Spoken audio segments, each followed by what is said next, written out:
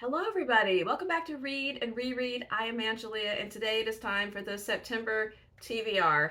If you have been around on my channel for a while, and if not, welcome.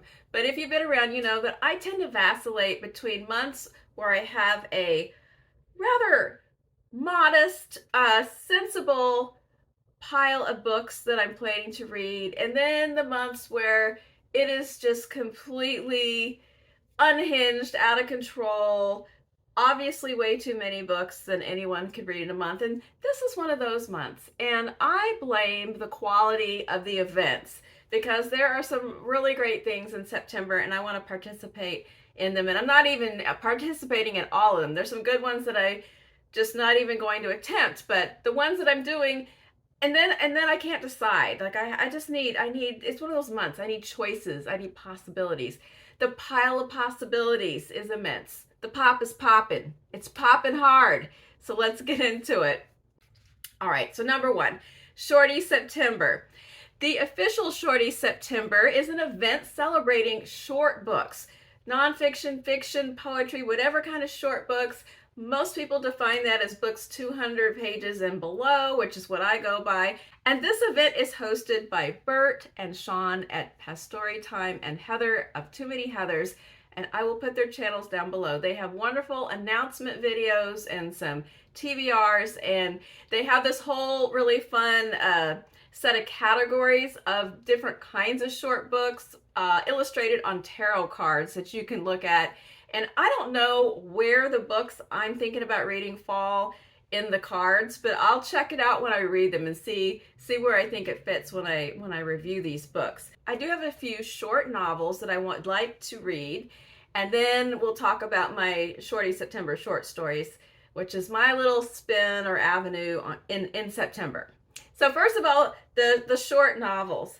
I have been meaning to reread for a while, something that I've read this more than once, but it's been a really long time, and it's Raise High the Roof Beam Carpenters by J.D. Salinger. I know I talk about Catcher in the Rye incessantly, my all-time favorite novel, but I have all the other Salinger books as well. And he does have, I did include him in the short stories last year. He's not in it right now, but because I left a space for him in the novellas. If you've read any Salinger, you might know that he has a fictional family, the Glass family, that has quite a number of children, and they appear in several of his short novels and short stories. And this particular story is narrated by Buddy Glass on the occasion of his older brother Seymour's wedding day and a series of mishaps that occur. And it's been a long time since I read it, but I just remember some funny things about in a car and in an apartment, and it's World War II. I think Buddy is a soldier, and that's it. I need to read it again to find out. Probably haven't read this in at least 20 years. All right, the rest are books I have not read before. I did get a copy of Mammoth by Ava Baltasar, and I'm really excited about this one. If you've been around on BookTube at all in the past year, you cannot have avoided hearing about Boulder. I've talked about it a lot of BookTubers have talked about it, and Ava Baltasar actually has a trio of books. It's not a series, but as I understand it, it's a trio of books that examine different aspects of parenthood, motherhood. In Boulder, there was a woman who fell in love and married, and her wife really was ready to have a child, but Boulder was not. And in this one, we have a young woman apparently who is a young single woman who really wants a child and maybe not interested in a relationship. It says on the back she's a disenchanted young lesbian, irritated by life, and then she goes and lives at an isolated farmhouse. It says this small bomb of a novel, not remotely pastoral, builds to a howling crescendo of social despair. Okay. You know, I'm always up for a howling crescendo of social despair. I don't want to miss out on that. Bring it on. And then also, that didn't sound strange enough, so I also got Convenience Store Woman by Sayaka Murata. Now, I've been hearing about this author and that she's very weird. And I haven't read anything by her, but as I glean on the booktuber grapevine, this is the least weird of her books. Some people love her, some people are not into her, but this one is the one that caught my attention. Oh, and I forgot to say that Mammoth is translated by Julia Sanches, who did translate Boulder. And this one, they hid the translator, but I found her inside. It's Ginny Tapley Takemori. And it's about a woman who works at a convenience store, and I think she is, I don't know, she's maybe socially awkward. It says she's an unusual person, someone who has never fit in. She gets a job at this store called the Smile Mart. She is pressured to do conventional things like get married, start a family, and that's not what she's interested in. Okay, I have to laugh because one of these blurbs back here says, casts a fluorescent spell. Dwight Garner of the New York Times. It's going to cast a fluorescent spell. I don't know, Dwight, you might want to check into that. That sounds a little disturbing. Last but not least, I've had this one around for a few months. The English Understand Wool by Helen DeWitt. Still loving the Wayne Thiebaud cover, still haven't read it. And it's the shortest one of them all. It's under 100 pages. And I just need to read it. So my little personal project in September is 30 stories in 30 days. And if you missed the announcement video of that, I'll add it down in the description box. But I read a different story every day by a different author. In the month of September, I will put the story up in the community post each day, and then every few stories, once a week or so, I do a video reviewing those particular stories. I'm going to try to pick a story of the week this year as well. And it's just a lot of fun because I like to celebrate short fiction. So I hope a lot of people can join in and read some of those stories with me. But I couldn't stop there. I couldn't let it rest. And I said, well, I'm just going to pull a few short story collections that I want to take a look at. Okay, here's the few.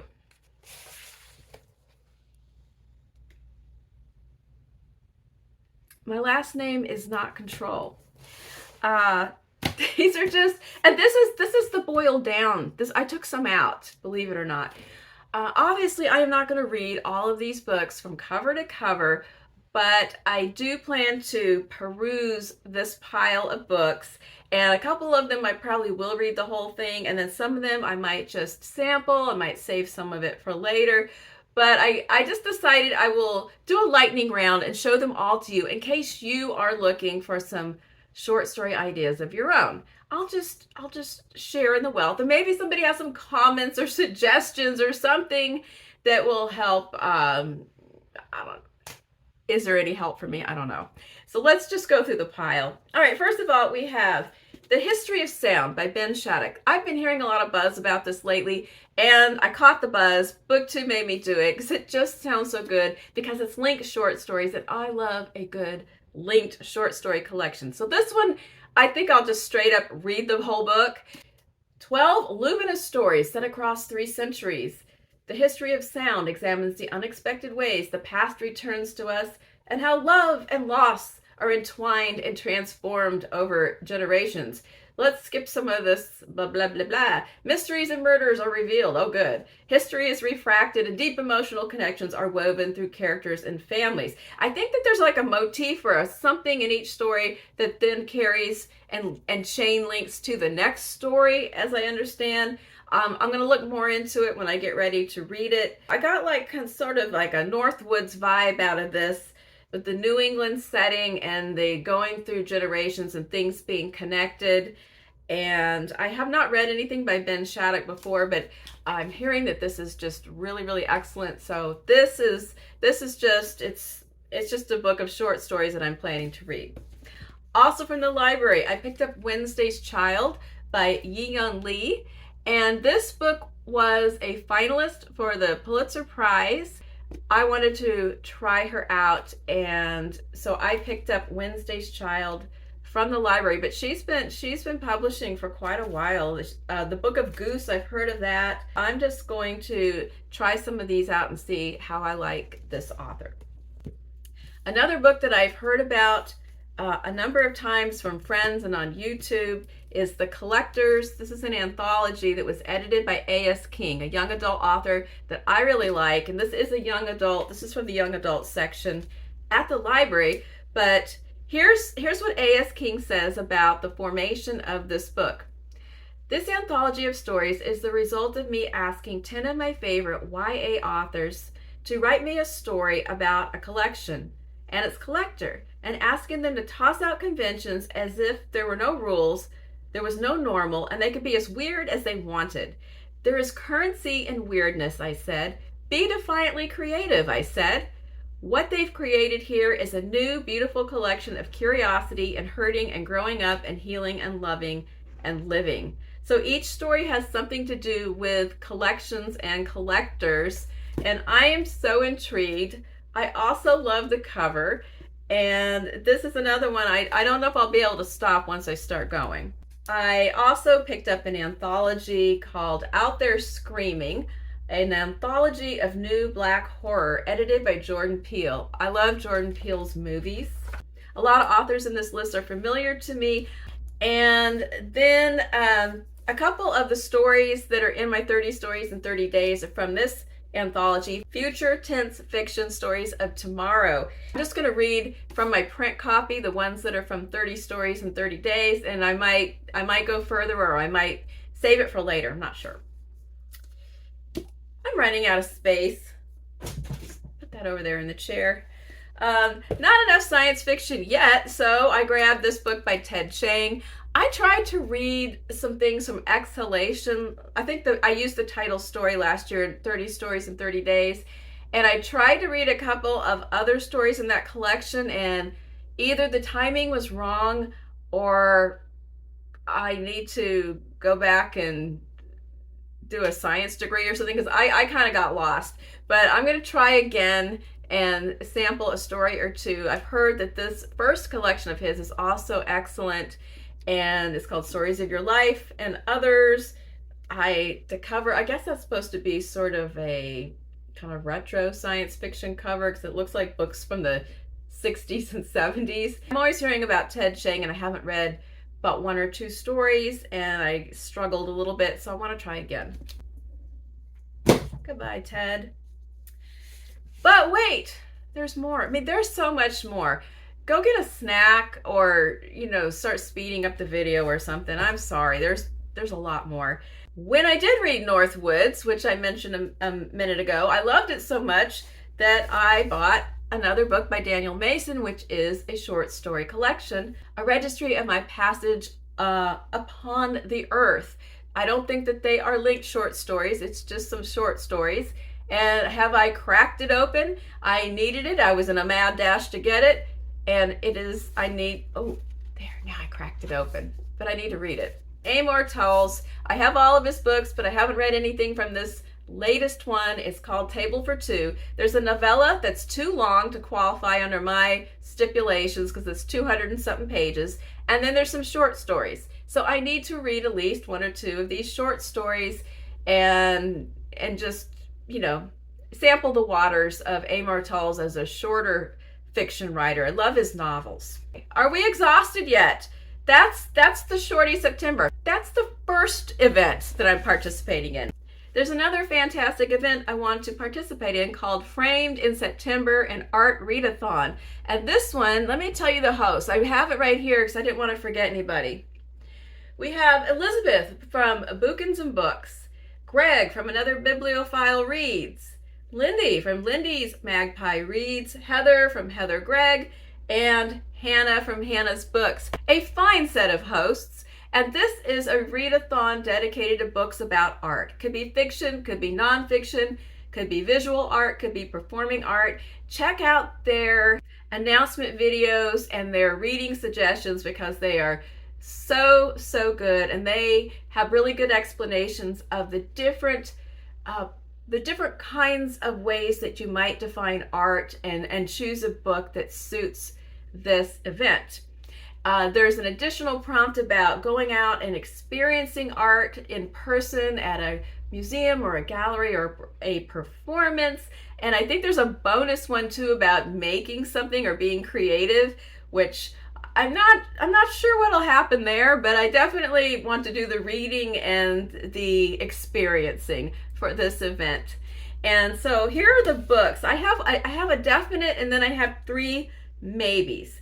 So I read a nonfiction book, at least one each month. That's when it's a personal, ongoing project. And so for September, my nonfiction book is going to be Old in Art School, a memoir of starting over by Nell Painter. I'm pretty sure Hannah mentioned this in her recommendations.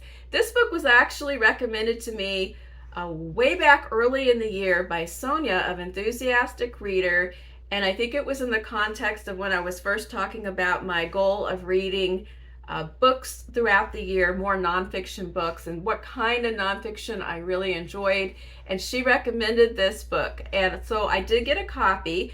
And then I hadn't gotten to it yet, and I thought, well, if I don't get to it before November, I'll read it for Nonfiction November. And then when I heard about the framed event, I thought, oh, this is perfect.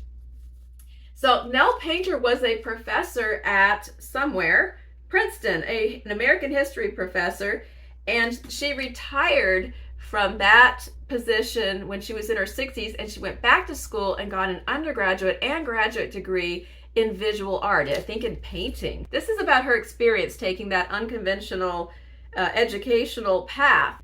And in this book, according to the blurb, we are going to discuss how are women and artists seen and judged by their age, looks, and race. What does it mean when someone says you'll never be an artist? Who defines what an artist is and all that goes with such an identity? And how are these ideas tied to our shared conceptions of beauty, value, and difference? I'm sure the issues of age and race and gender all came into her experience, and I'm just really fascinated by why she did this, what her experiences were. I mean, the whole thing. I haven't even read it yet, and it's kind of inspiring. Then I want to read at least one fiction book related to art, and I have 3 to choose from. 2 are from my shelves, and 1 I picked up at the library. So the first one is The Animators by Kayla Ray Whitaker. This was recommended a million years ago by Priscilla at Evening Reader, and it is about 2 women who meet in college and become animators and work together and are very close friends, and they're working in a male-dominated field. And over the years, how they build their career and their friendship. And to me, it does immediately kind of remind me of Tomorrow and Tomorrow and Tomorrow, but that book really irritated me, and so I will accept this as an antidote of a book kind of exploring in some of the same space, but maybe I will like these characters more. We shall see. Then we also have Loot by Tanya James. I got this back at Christmas, and I still haven't read it. It's about a young boy named Abbas who is a wood carver, and he makes automatons. He is commissioned to making this giant tiger for the Sultan. The tiger is stolen, and it says he has to retrieve it from an estate in the English countryside where it is displayed in a collection of plundered art. So we get into art thievery. We go through a lot of different settings. So it sounds like a really great, like kind of like a caper, like a lot of action. So this could be really fun. And then we have the one I found at the library, which is Blue Ruin, which was recommended by Lindy. I think Lindy did a review of it several weeks ago, and she said it was good. And it's a contemporary story, more or less. It takes place during the COVID, like 2020. There's a guy named Jay who graduated from art school in London, and then now he's undocumented in the United States. His art career did not take off, and at the beginning of the story, he's living in his car and he's delivering groceries to people that are ordering groceries because of COVID, and he happens to go deliver groceries to a house out in the woods where he encounters his ex-girlfriend. And he ends up getting invited into shelter with this group that is out at this house in the country. It kind of brings about a reckoning with what's happened over the past decade, what happened to his career and his life. So this book has turned my head, even though I thought I was all planned out with some books from my shelves. Now I'm kind of intrigued by this one too. We're in the home stretch of things I plan to read in September. The Bard Room is the Shakespeare group that I participate in, which is hosted on the Discord channel of Melinda from Web of Stories. And in September, we are reading Twelfth Night, and we are kind of intersecting with the official Shaketember event as well. And I will link the host to that. I know it's Kelly at Books I'm Not Reading, and I don't know if there's additional hosts. And I will put them all into the box if when I will double check when I'm editing. These two events are just kind of dovetailing, but we read a Shakespeare play each month, and Twelfth Night is the one for September. It's a reread for me. It's a play that I've really enjoyed, and I've seen it as well, and so I am excited to reread that. I'm kind of moving that up to the front because I flopped in August and I didn't read the play, so I'm going to try to read that first in September so that it doesn't get away from me. Also, speaking of Melinda, we are going to do a buddy read of Fire Exit by Morgan Talty. We're going to start this in a few days, and we both read Night of the Living Res, and I really love that book. I can't remember if Melinda loved it, but she liked it enough that she wants to read Fire Exit. So we're going to read this first novel by Morgan Talty, and it is about a man who lives just across the line of the Penobscot Reservation in Maine, which is where Morgan Talty is from. He is a citizen of the Penobscot Nation. And it's about this man who has, it tells you right in the blurb, so I'm not giving anything away, but he has a daughter that I think is now grown who does live on the reservation, and she does not know that he's her father. The circumstances of that, I'm not entirely sure. It has something to do with the rules about who can legally live on a reservation. So I'm going to find out. And so it sounds like it's going to be a story of maybe regrets. I don't know if there will be second chances, but it's not very long. It's just over the line for a shorty. And I've heard that it's really quite good. So I'm excited that we're going to get into that kind of up at the beginning of the month. All right, the Band Book Club at the library is reading, thank goodness, they're reading a book I recently read, so I don't need to reread this right now. It's Brave New World by Aldous Huxley. I am looking forward to the discussion. I'm just going to sort of skim through it because I read it last year. Again, I'll read what I wrote in my journal and kind of skim it. So, whew, off the hook for that one. And then I also have a couple of Booker books that I got at the library. And honestly, these are at the end of the line because both of them, I don't know. So I have Wild Houses by Colin Barrett. This was on my TBR before it was on the Booker, but now that I've heard a bunch of reviews, I'm not sure if I'm going to like it or not. It's an Irish novel, which is in its favor. It's kind of a crime heist kind of thing, and I have heard very mixed reviews, so I have trepidation. It's not very long. I'm going to try it, but I just don't know. Maybe I'll love it, but I'm not sure I will. So if you read it, you loved it, you could bolster my expectations down in the comments.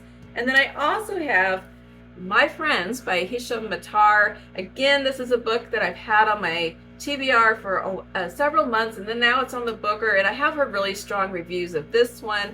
The only reason I'm hesitating, it may get pushed into the future just because it's pretty long and I have such a long roster of things. It might kind of get pushed down the road, but I do want to read it.